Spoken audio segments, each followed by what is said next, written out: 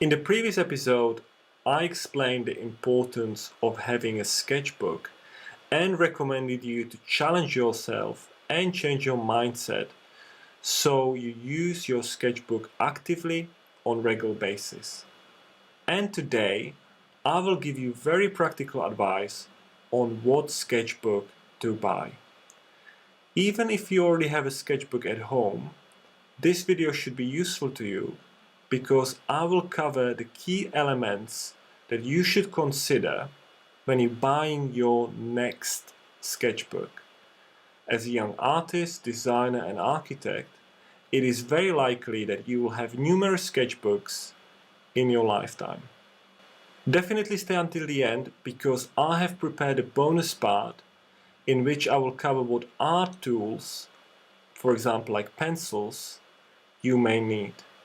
Art supplies and tools tend to be very expensive, and I will tell you exactly what you need in order to create a professional sketchbook.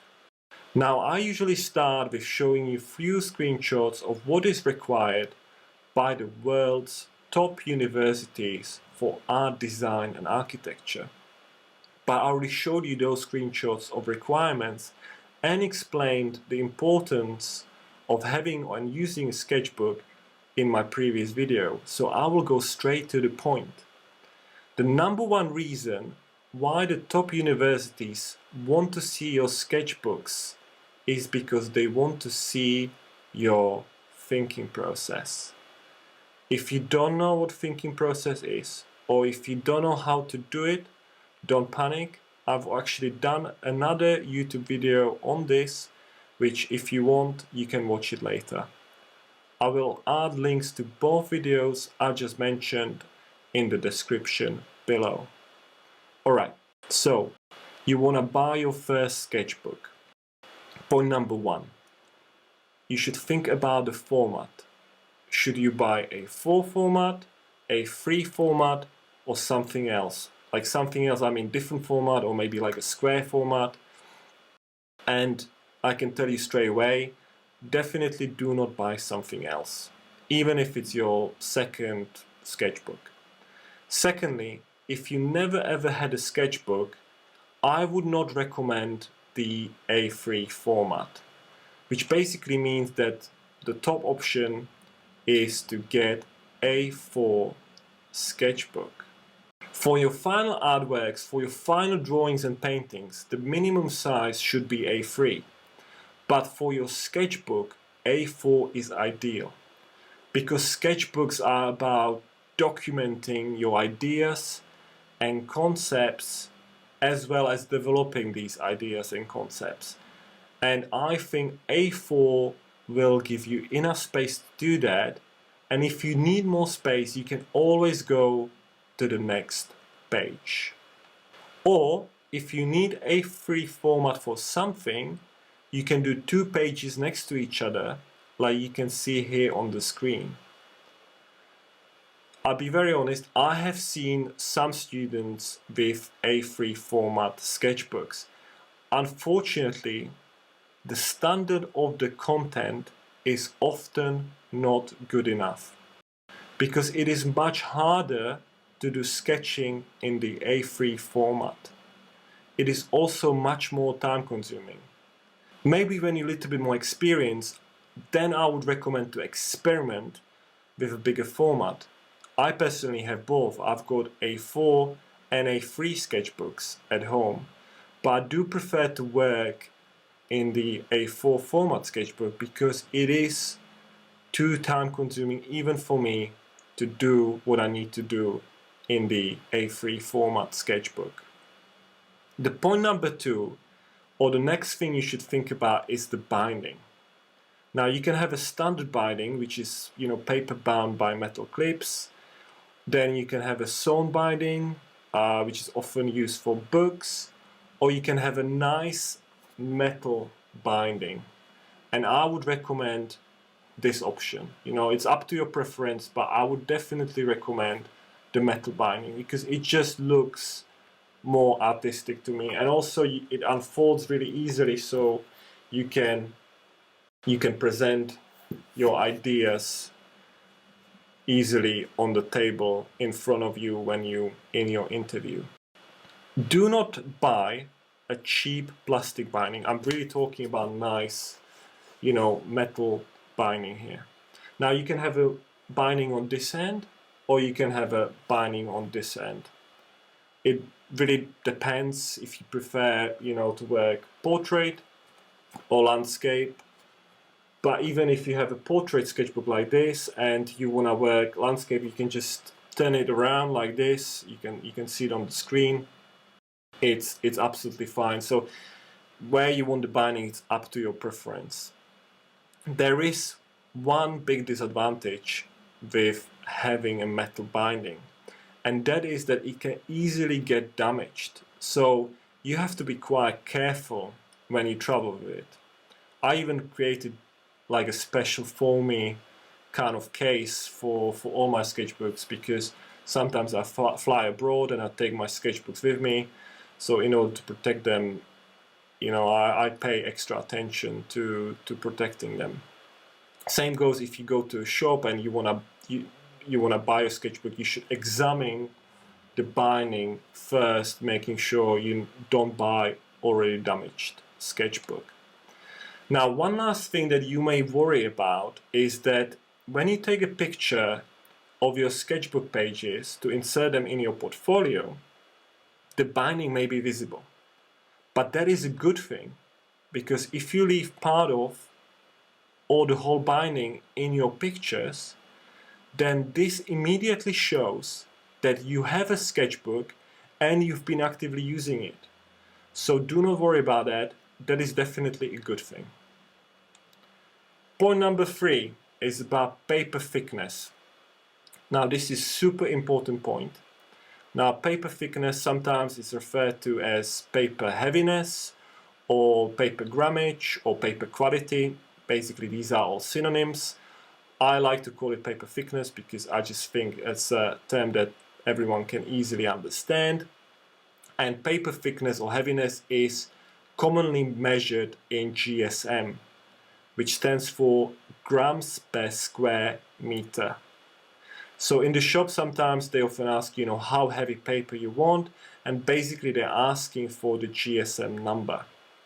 Higher the number, the heavier the paper is, or the paper is basically thicker. For your sketchbook or even your artworks in general, you want the thickest paper possible. If you're using graphite pencils, then the thinner paper would be okay, but that's not going to be a case. You're quite likely to be using fine liner pens or fine liners, and there's a black ink in them, and what's going to happen is that the ink will bleed through the paper.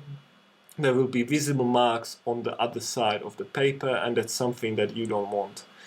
Same goes if you are using some different technique like watercolor, then you have to mix your paints or watercolor pencils with water. The thinner paper will get easily damaged, whereas the thicker paper will be able to absorb the water, and and your drawings and paintings should be fine. So ideally you want 200 GSM. However, here is a twist. I actually have multiple sketchbooks at home, and all of my sketchbooks have a GSM of 160, which is the absolute minimum. Unfortunately, I've been to multiple professional art shops when I was looking for sketchbooks, and I like these the most of what I've seen. So I had to compromise on one of the most important elements, which is the paper thickness. But I think when I buy my next sketchbook, I will experiment, and I will buy a sketchbook with GSM which is even higher than 200, just to see the difference. So, and I think I will actually like it a little bit more. Point number 4 is about a nice cover. When I talk about cover, I mean the front and the back of your sketchbook, and you should pick something that is presentable, because remember, you will be showing your sketchbook to other people. So definitely do not buy something with pictures, especially pictures like a Barbie or princess from Disney World, or picture of Lamborghini or Ferrari. Those are definite no-nos. Just pick something that you like, and that's something that is plain and simple. I quite like this one, although the cover is quite plain, but it's got very thick cover. It's a thick cover, and I could draw or paint on it, or I could even glue something on it to make it really like my stylized sketchbook if I wanted to. Point number 5 is something that you normally maybe wouldn't think of, but it is also important advice, and that is about where you should buy a sketchbook. You can go to local stationery shop and try your luck there. I've done that as well. But the best place where to buy a sketchbook is a proper professional art shop. In other words, a shop that specializes in selling art supplies. Why? Well, because they will have a whole section in the store dedicated to sketchbooks. So you can have a look there at different types and see what you like the most. Now, I live in London, and there are multiple professional art stores all around the city. So if you're fortunate enough to live closer to a bigger city, then make a trip. Or maybe you have a professional art store locally, then definitely visit the store, because it is good to compare different sketchbooks. You should touch them, you should feel them before you actually buy them. If you cannot visit a professional store, then shop online. That is the obvious, alternative. But I would recommend shopping on a website of the professional art shop, because they will sell professional sketchbooks which will take into consideration all the 4 points that I've been talking about. Now let's get to the bonus part. That's the exciting part. Now you're probably watching this because you're thinking about applying to design, architecture or art related degree. And for these degrees, usually you will be required to submit an art portfolio. Creating an art portfolio can be a challenge if you don't have access to the right information. So together with my colleagues, we decided to help our students, and we put together an amazing art tutorial that is called Secrets of Successful Portfolios, where we talk about 10 key points of what you must do in order to create a successful portfolio, as well as we reveal secrets behind each of these 10 key points. This also comes with a practical checklist, and the best part is it is completely for free. So if you're interested, you can watch it now at teachingofart.com/portfolio. So far I've talked to you about the sketchbook itself. Now let's talk about the art tools. Actually, the truth is that you don't need many art tools in order to create a professional sketchbook. So that means that you don't need to spend too much money. You can keep your costs low. So the first thing you should buy is a good quality graphite pencils, HB and 6B. Now that is for drawing and shading. If you are advanced in drawing, then obviously you will have graphite pencils at home and you will know how to use them.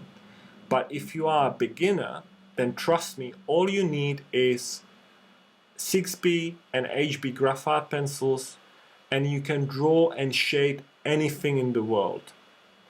If you don't know how to shade, there are a lot of free tutorials about shading that you can find on my YouTube channel. The second thing that you need to buy is a good quality fine liners or fine line pens. They look like these. I've got professional ones at home, and basically they are black ink pens, and the ideal sizes to get are 0.5 and 1.0. The smaller one, the 0.5, is ideal for drawing or sketching. And in general, it is good to use fine liners for outlining shapes because the black ink is more visible than graphite pencils. And if you draw an object with the black ink, it just pops up immediately at you. The bigger one, the 1.0 size, is ideal for text or filling in larger black areas. And again, it is just better to use fine liners to write text rather than using graphite pencils because it is simply more visible. And the last thing that you should buy is color pencils. You should get a set of 24, set of at least 24 colors.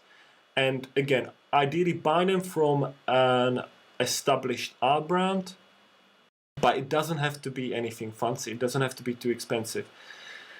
I have broad range of color pencils at home. I've got some, super expensive range, and then I've got some super cheap range. So just buy anything, from a brand that you can recognize, but you don't have to spend too much money on it, and you should get a set of 24 colors at least. Now, you should be using color pencils for highlighting, and obviously you should be using them for drawing in color.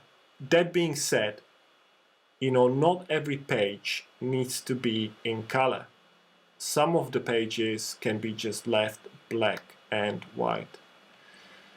So with these 3 art tools, you will be ready and set, and you will be able to create an amazing art sketchbook. You can trust me on this, you really don't need anything else. And again, I'm talking from my own experience as well as from our students' experience. And if you don't believe me, in the next episode, I will cover some basic rules that are key for making a professional sketchbook. Basically, I will show you how to make a stylish sketchbook. But if there is a topic that you'd like me to cover related to sketchbooks or art portfolios, please let me know in the comments below, and hopefully see you next time. Bye for now.